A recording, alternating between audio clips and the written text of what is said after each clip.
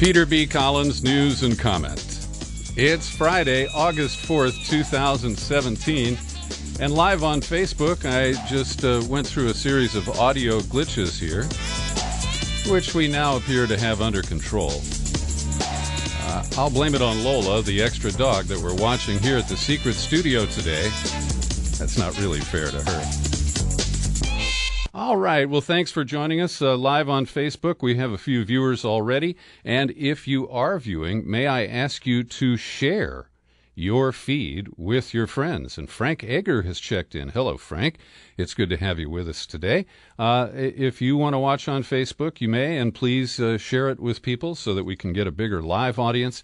And, of course, over the weekend, many people will be able to watch the video as it's available on my Facebook feed.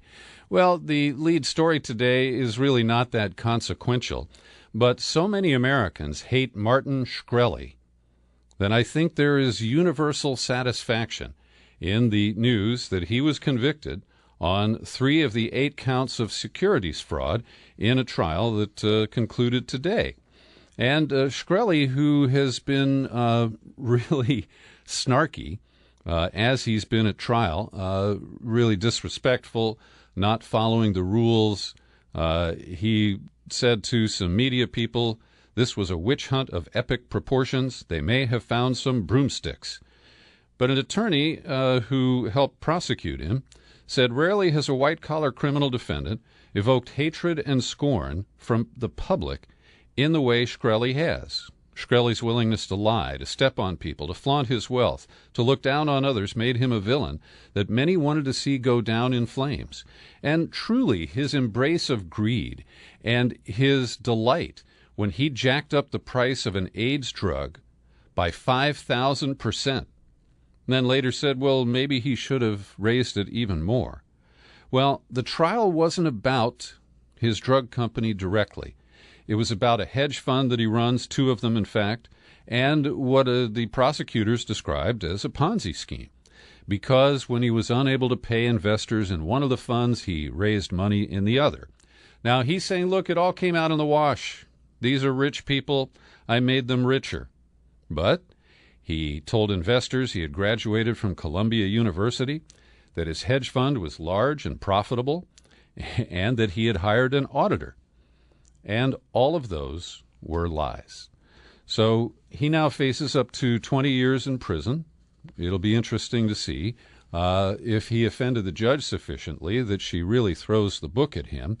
But he really does deserve credit for becoming the most notorious and hated person in the United States these days. And gosh, we have politicians and even a president who are in competition with him on a daily basis. Here's another legal ruling, this one disappointing. A federal appeals court threw out today the lengthy sentences of 3 former Blackwater security contractors, mercenaries, and a 4th man was ordered to, they dismissed the conviction against him and ordered a new trial. All of this comes out of the killing spree that occurred when these Blackwater contractors were rolling through Baghdad in 2007. And they started just shooting people. It appeared random to me, but at least 31 innocent civilians were killed. And this, of course, really, I think, helped educate people that the use of these private contractors, mercenaries, is highly problematic. Now, one of the bases that the judges used to throw out the sentences was that they had been convicted for using machine guns. And their lawyers argued that, well, they had been issued those machine guns by the U.S. government. And the fact that they used them in a grossly reckless way doesn't appear to matter too much to the judges. So this is truly disappointing. And as we hear talk that Trump is considering privatizing the war in Afghanistan by turning it over to the military contractor DynCorp, well, we could have a series of problems like this down the road. Trump is now facing a grand jury impaneled by special counsel Bob Mueller This occurred a couple of weeks ago, according to the latest leak in Washington, D.C. And this does, I think, send a couple of signals. Number one, that this is a serious investigation that could lead to indictments. That's what grand juries do. They also have wide powers to examine information, to ask questions, and to demand answers.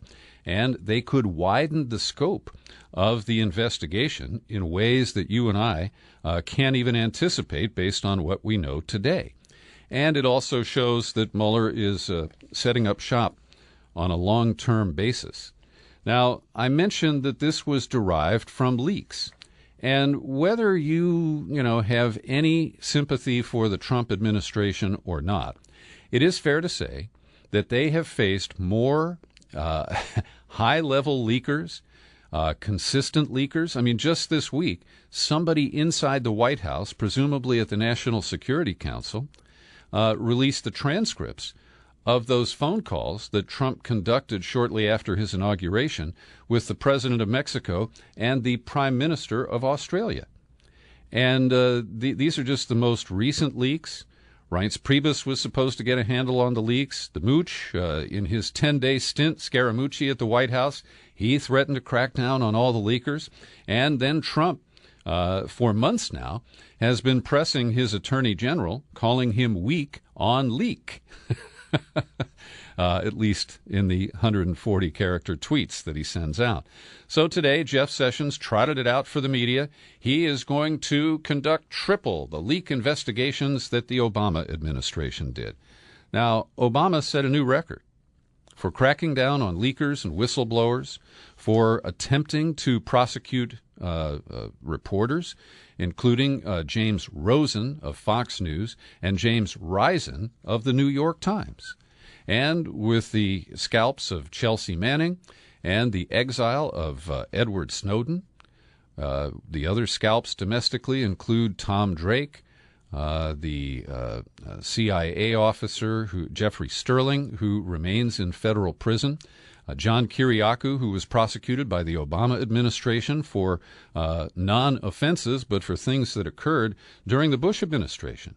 And so I just think that what we have seen is a crackdown on leakers by Obama that was unprecedented. And since the rate of leaking has increased at a disproportionate rate, exponential rate, under Trump, in some ways it's understandable that they want to try to get a handle on this. Of course, you have to look at the motives of the leakers, and many of them feel quite justified in trying to expose an administration and a government off the rails, outside of constitutional norms, and these are times when I honor whistleblowers and the risks that they take. So it will be interesting to see who the first suspect is, whether they find White House leakers in the friends of Jared Kushner, in people who have gotten away with it and are at least presumed as of today to be loyalists to the president. So this is going to be a wild ride. And I do expect, while Jeff Sessions paid lip service to the First Amendment and the right of media to report information, when they get to classified information, I believe that they will try to breach any press protections, and I do believe that we will see journalists go on trial. Now, Jeffrey Beauregard, Jim Crow Sessions III, who is barely holding on to his job, he's been trying to appease Trump by filing some of these lawsuits on immigration, on a variety of issues, and he is threatening to crack down on the states that have legalized the adult use of marijuana. And I guess the song around the campfire will be, "Don't Beauregard that joint, my friend." But in a letter to the Attorney General of Washington State, from the Attorney General to officials in Washington State, he wrote, "Congress has determined that marijuana is a dangerous drug and that the illegal distribution and sale of marijuana is a crime. The Department of Justice remains committed to enforcing the Controlled Substances Act in a manner that efficiently applies our resources to address the most significant threats to public health and safety." Now, you can get mad at Jeff Sessions, and I won't stop you. But the guy to blame for this is Barack Obama, because President Obama had 8 years. And at any moment during those 8 years, he could have reclassified marijuana and taken it down from Schedule 1 under the Drug Enforcement Act listings. It's up there with cocaine and heroin and all kinds of more dangerous drugs. And this was, I believe, one of the biggest failures of the Obama administration. He did the right thing in trying to commute sentences of people who had been convicted under the crack cocaine law that Joe Biden championed, and he tried to rectify some of these disparities. But with the stroke of that pen, Barack Obama could have permanently changed and blocked the possibility of people, of people like Jeff Sessions coming along and trying to, roll back the clock to the reefer madness era. And speaking of dangerous drugs, the real issue in this country today is opioids and the way they lead the people who are addicted to OxyContin and its related drugs. They shift to heroin when they are cut off from access to legal pharmaceuticals. And so I just think that we really need to prioritize these issues. There is nobody strung out on marijuana today who is, writing bad checks or robbing people in order to raise cash to support a deep addiction. And so to hear Jeff Sessions want to crack down on legal marijuana in states where voters have made that choice and ignoring the opioid crisis just shows the misplaced priorities that they embrace. So I credit the New York Times in a story today.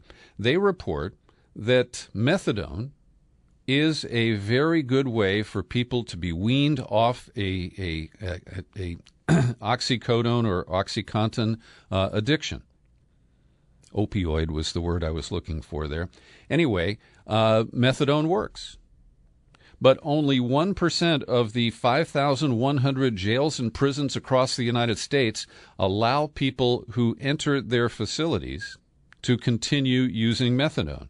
And a doctor in Connecticut who helped persuade the top corrections official to permit the administration of methadone to addicted prisoners, she noted, look, we don't take away people's insulin. We don't take away their asthma inhalers when they go to jail. Why should we take away their methadone? And if you can imagine, I've never been through detox. I, fortunately, have never been addicted to a strong substance.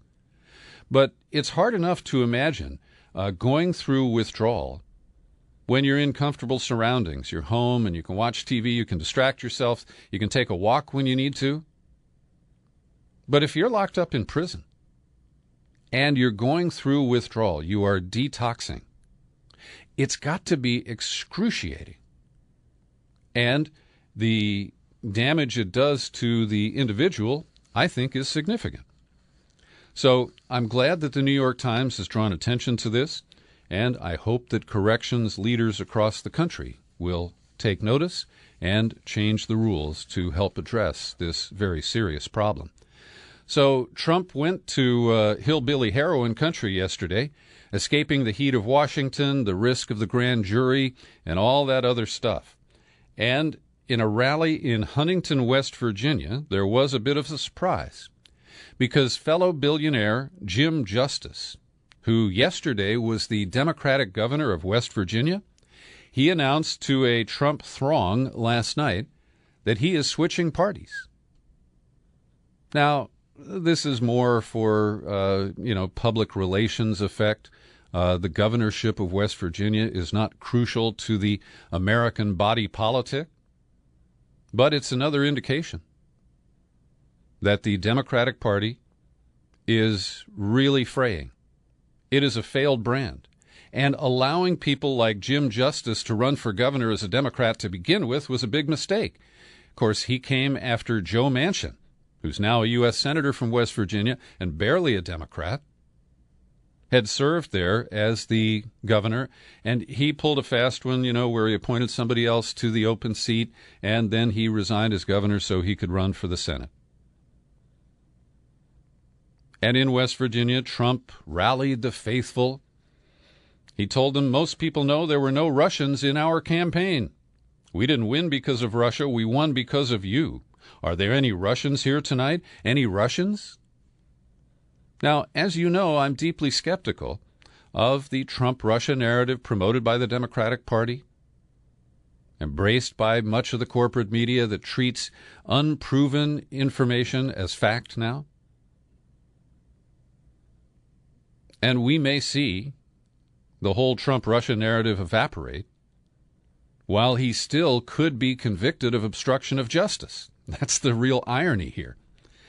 Because if evidence surfaces, I will agree that there is a Trump-Russia narrative. But as of today, we have a series of leaks. We have information and assertions from the CIA that we have no evidence to support publicly. And we could have this situation where ultimately it's shown that the scandal was little or nothing, but that the cover-up attempted by Trump is what brought him down. I know it's bizarre, but that is one of the possibilities we're facing at this time. And this week we heard the purloined tape of Seymour Hersh, who opened up a whole new line of exploration about who conducted the leak of the DNC servers. And we've been told by the corporate media that anything that touches on Seth Rich, anybody who speculates or who asks questions or who suggests that Seth Rich might have had a role in the leaks of the DNC material, that's fake news, that's conspiracy theory. But, hey, there was a conspiracy, and it's been blamed on the Russians with no public evidence. And I believe we should exhaust our domestic suspects first, including the Seth Rich case and the investigation into Imran Awan, the IT specialist, the Pakistani native, who was caught at Dulles Airport as he tried to leave for Pakistan a week or two ago. And he may have been involved in the leaks of the DNC. We just, it's too early to say. But the certitude of many people in the mainstream media about this is what drives some of my skepticism.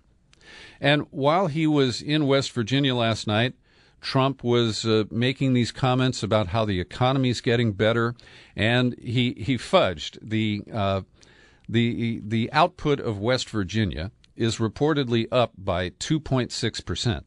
So he rounded that up to 3% and then projected it over the entire nation and said, well, we're going to have better than 3% growth. That's hardly certain.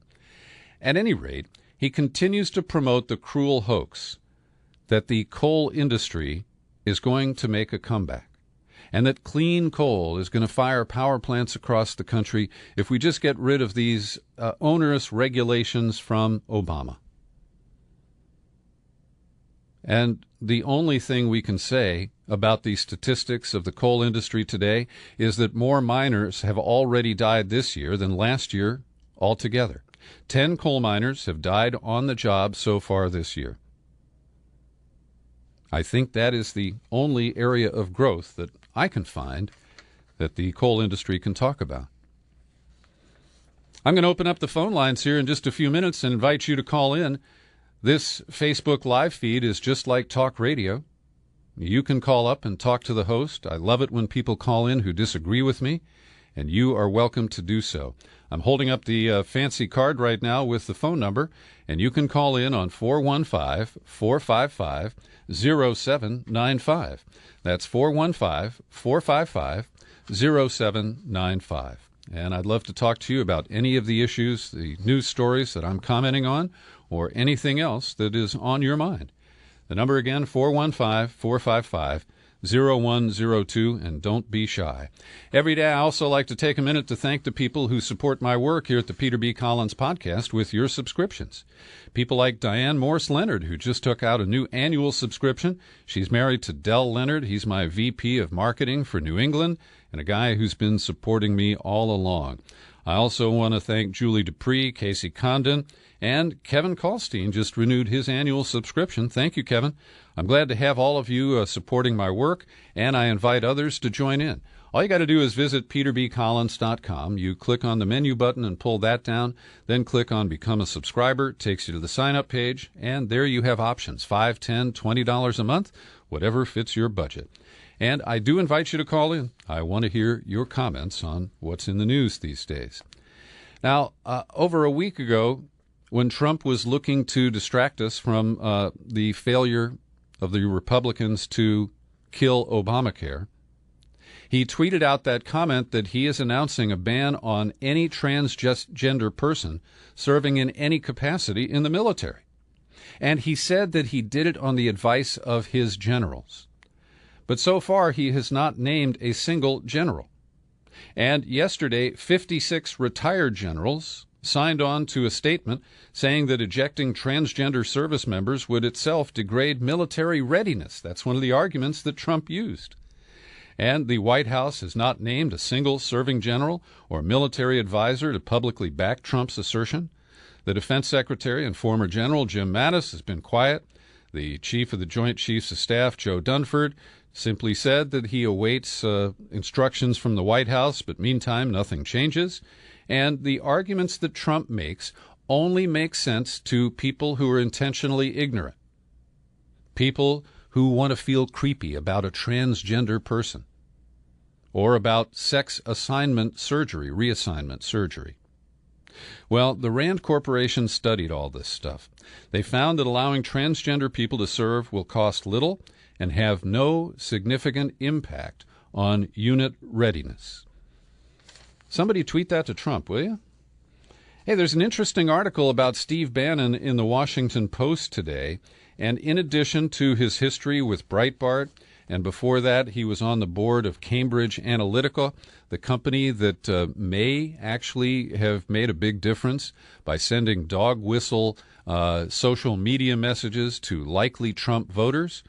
Well, Steve Bannon was also involved in a company called IGE, Internet Gaming Entertainment.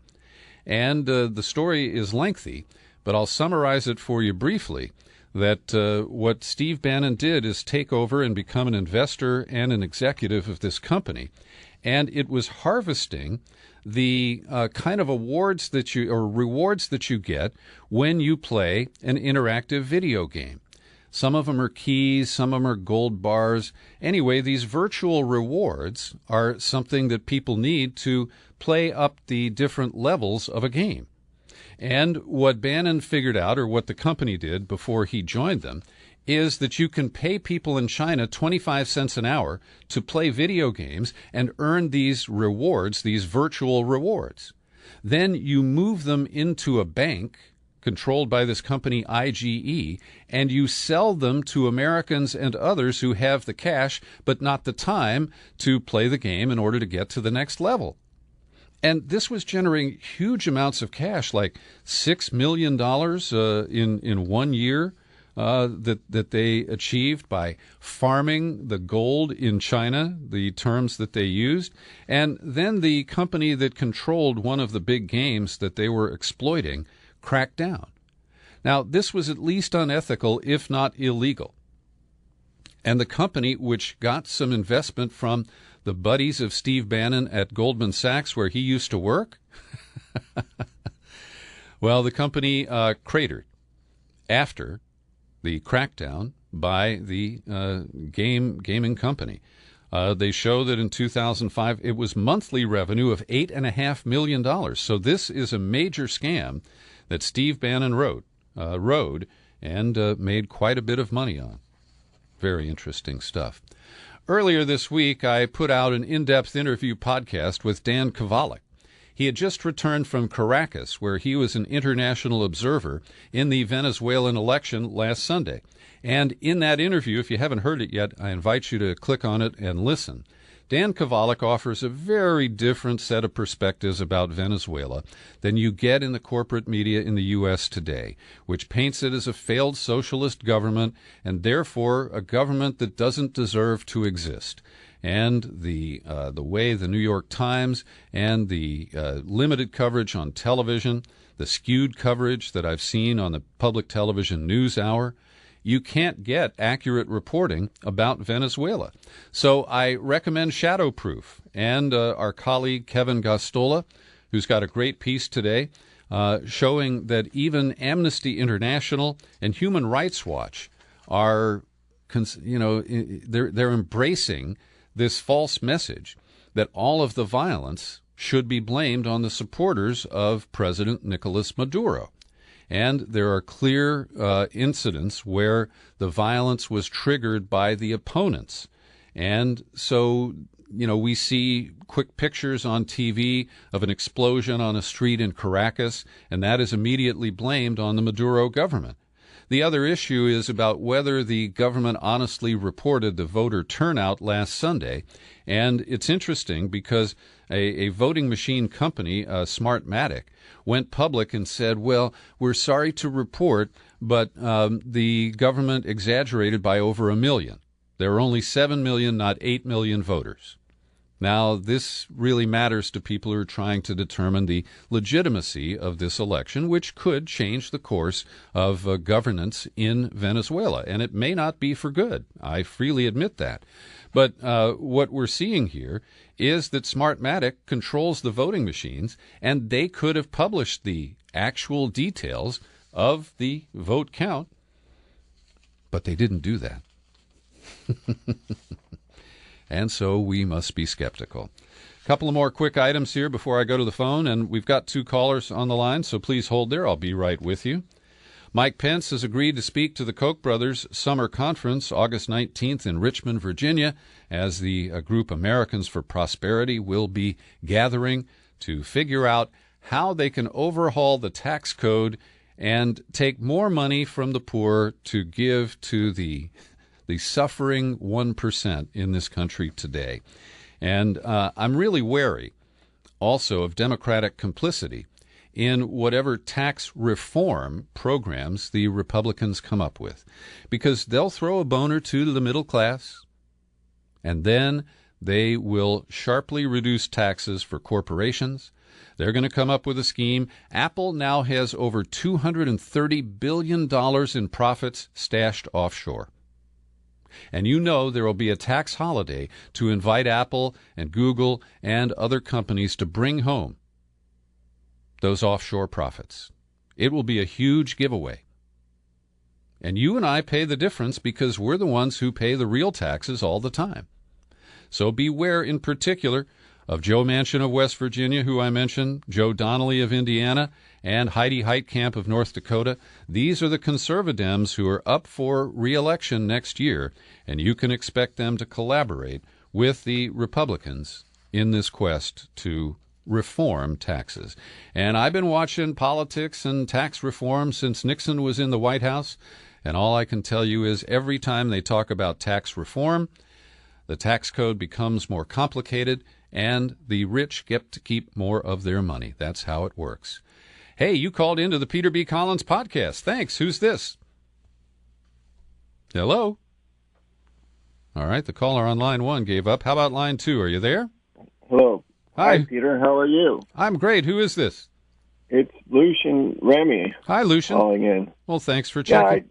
I was just hoping to offer a correction. I think the misunderstanding about Trump's statement about the gays serving in the military, it was from Trump's Russian generals who advised that because of studies that they did that the Minuteman missile crews were actually had a higher gender-neutral demographic than the average. I see. And it's part of the combined effort to improve mutual security. I see. That Trump's working on with the Russians. In fact, they've actually offered to make Donald Trump an honorary Russian general. Really? Yeah, well, but I have not picked this up in my news scouring, Lucian. Can you give us a source for this? No, it's something that's coming out of the Golden Towers deal in Azerbaijan. I see. Okay. Well, everybody's got their anonymous sources these days, and I certainly understand that this could be a very, very credible lead. We'll continue to pursue that, okay? All right, great. You take care. Have a nice weekend. All right, Lucian, thank you. You can call in right now. I've got lines available for you. I'd like to hear your comments on the issues in the news, on transsexuals in the military, on the tax cut efforts of the Trump administration, and the extent to which Democrats will get involved. Also this week, we released an in-depth interview just yesterday with environmental scientist Greg Karras. And Greg is an interesting guy who has been watching the California efforts to limit pollution and to address climate change by reducing carbon emissions for a long time. And Greg Karras offered us a real honest look at Jerry Brown's victory, which he claimed about a week ago in a very splashy signing ceremony where he signed two bills intended to extend California's cap-and-trade law until, I guess, for another 10 years or until 2030. And the negotiations that led to this were quite tawdry.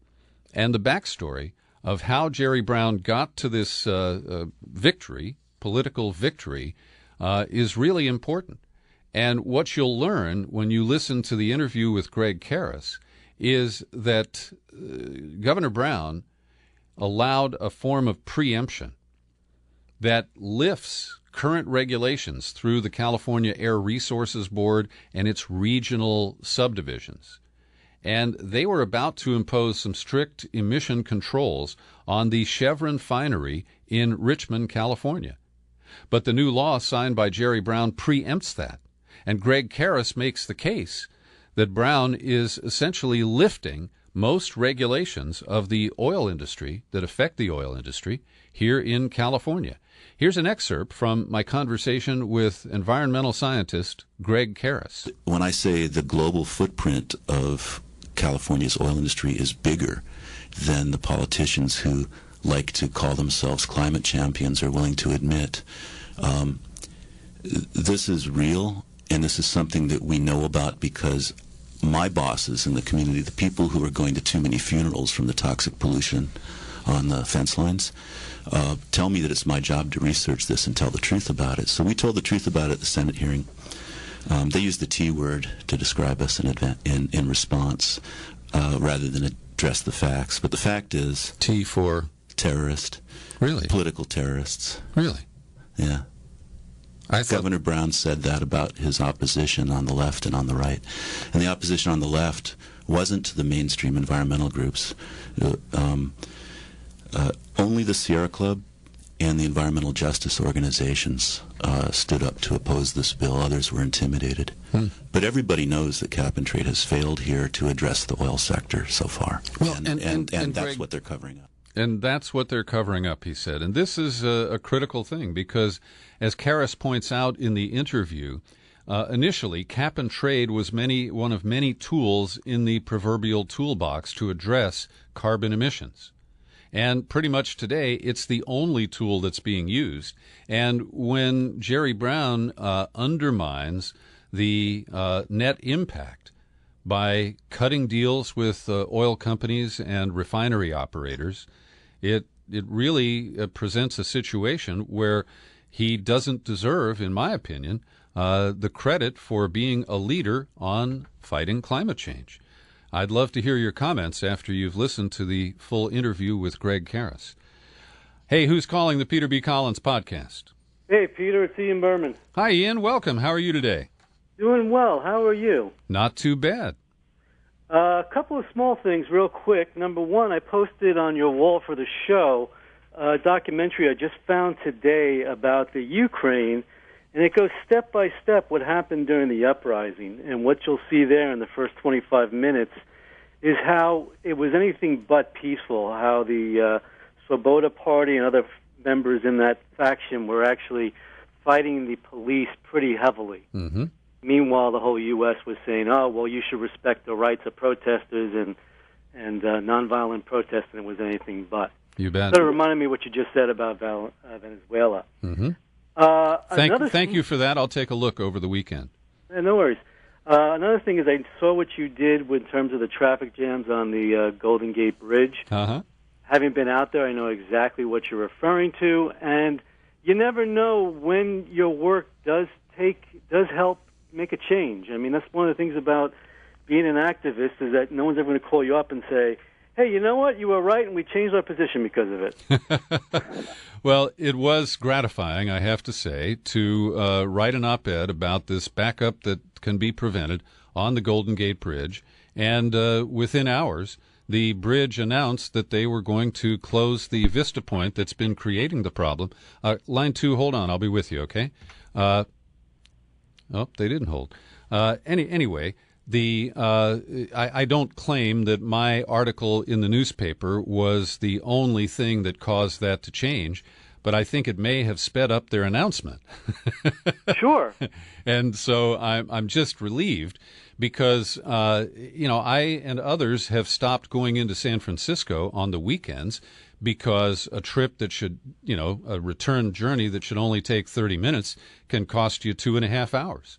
And like I said, it's preventable, so it's great to see that the esteemed and exalted Golden Gate Bridge Transportation Highway and whatever board has decided they're going to deal with it. Absolutely. It sounds like it's a good resolution. The last thing I want to bring up, and the one, I don't know if you covered it earlier in the show, I missed the beginning, but there was an announcement that Senator Gillibrand has pulled her name off of the anti-Israel boycott bill. I covered I covered it yesterday, Ian, and the way I framed it. Let me just grab a caller here. Line 3, are you there? Well, nobody's there. I'm sorry. The line flashes, but I guess sometimes people have already dropped. At any rate, I covered it yesterday, and yes, I am pleased to see that Senator Gillibrand, in response to a town hall meeting in Queens where she got an earful, and after a meeting with the ACLU, has agreed to withdraw her sponsorship and to demand changes in the bill. She went out of her way to say she still opposes BDS, and it's her right to do that. I don't agree with her. But she did carve out a First Amendment zone. And she said, you've got the right to support BDS, you've got the right to speak up against BDS, and this law should not apply to individuals. And the way this bill has been framed, and it was written by AIPAC, it doesn't actually list the penalties for violation in the body of the proposed law. It references penalties that already exist for violations of other laws. And I do think that's one reason why so many Democrats just heard from their AIPAC rep and said, oh, sure, I'll agree to that, without actually seeing that you could get a 20-year prison sentence or $1 million fine as an individual who is caught supporting boycott, divestment, and sanctions aimed at Israel. And as you know, I think that this is a real scourge. I have opposed the bill in California that Brown signed into law. It was watered down, but it says that you can't have a government contract if you run a company that is publicly publicly supports BDS. And Ian, as a New Yorker, you know that Governor Cuomo marched in a Jewish parade and then signed with great flourish an executive order to achieve a similar ugly outcome. And now that we have a bill like this at the federal level, I am glad to see the ACLU standing up, but we need more outcry and more outrage from average people who say, look, this is a clear violation of our First Amendment rights to speak and to direct our economic power along, in a way that is consistent with our political beliefs. Absolutely, I agree with you. I posted on my wall about people should be calling up their own senators and representatives about this. There's an equal bill in the House of Representatives as well. What I point to also is the fact that this is well-settled law. There's a NAACP versus Claiborne ruling by the Supreme Court which says boycotts are protected free speech. So as I've called my senators, what I've said to them is, how is it you can uphold your oath of office if you're sponsoring a bill that is clearly against the First Amendment? It's already adjudicated law, and there really isn't a good answer for that. No, there isn't, but many Democrats are just ducking, and, they revert to talking points that don't address the First Amendment issue, but do show their excessive loyalty to the State of Israel. Exactly. And that's the second point where you can shame them in the sense of saying, where is your allegiance, to a core principle of the United States or to a foreign power? Yeah. Ian, thanks for calling, and I really enjoy the work you do on Facebook, so I know you're not going to stop, but I will look forward to your next post. Thanks a lot. Okay. Have a good one, Peter. Bye-bye. Enjoy the weekend. And I got room for one more call if you'd like to join in here at 415-455-0102, 415-455-0102. And I want to close by pointing out that Google is cooperating with the government in an effort to crack down on what is called fake news. But the way they have adjusted their algorithms has resulted in a sharp drop in web traffic to a category that we would call left media, left independent media. And let me count this for you because this is staggering. The traffic at the website of the World Socialist Organization has dropped by 67%. Alternet, which is hardly an extremist outlet, traffic has dropped by 63%. Global Research, the Canadian site that does produce some edgy reporting, their traffic is off by 62%. My friend Robert Perry at consortiumnews.com, the outlet that has done the best skeptical and critical reporting of the Trump-Russia narrative, their traffic has fallen by 47%. Media Matters. Now, that's David Brock's brainchild. That is the Democratic media response to the Republican-dominated media outlets. Media Matters, their traffic has dropped by 42%. Common Dreams, 37%. Democracy Now!, 36%. WikiLeaks traffic off by 30%. Truth Out, 25%. Counterpunch, 21%. The Intercept traffic off by 19%. And at the Black Agenda Report, which is where I got this information, they see their traffic off about 10%. I will tell you, I did a quick check, and I don't see any real reduction. My traffic varies depending on people's interest in a specific podcast or the headline that they read for that podcast. I'm not seeing any, diminution in the traffic. But it's possible that even more people have been looking for my site but have been unable to find it because of the interference of Google as they police fake news. Thanks for joining me for my News and Comment podcast today. As usual, you can find it on YouTube. I remain Peter B. Collins. Happy trails to you until we meet again. Happy trails.